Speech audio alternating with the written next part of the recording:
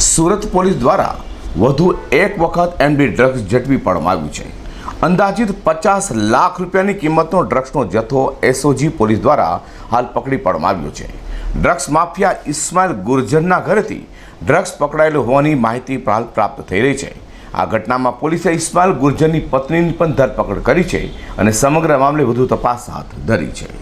Surat police દ્વારા no drugs in Surat city અભિયાન શરૂ કરવામાં આવ્યું છે, જે અંતર્ગત સુરત પોલીસ દ્વારા ભૂતકાળમાં અનેક ડ્રગ્સનો વેપલો કરતા ઇસમોને ઝડપી પાડીને કાયદેસરની કાર્યવાહી હાથ ધરાઈ છે। તે સુરત પોલીસ દ્વારા વધુ એક વખત મોટી માત્રામાં ડ્રગ્સનો જથ્થો ઝડપી પાડવામાં આવ્યો છે। એસઓજી પોલીસ દ્વારા રાંદેર વિસ્તારમાં ડ્રગ્સ માફિયા ઇસ્માઇલ ગુર્જરના ઘરે દરોડા પાડવામાં આવ્યા હતા।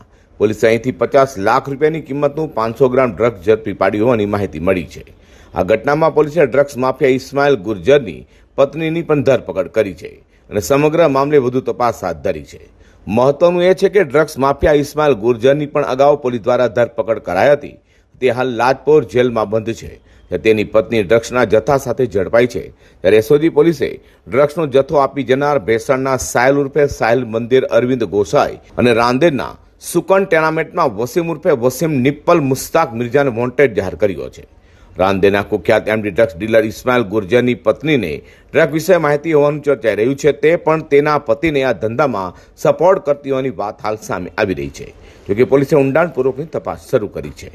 અઝર કુર્સી સાથે પ્રકાશવાળા।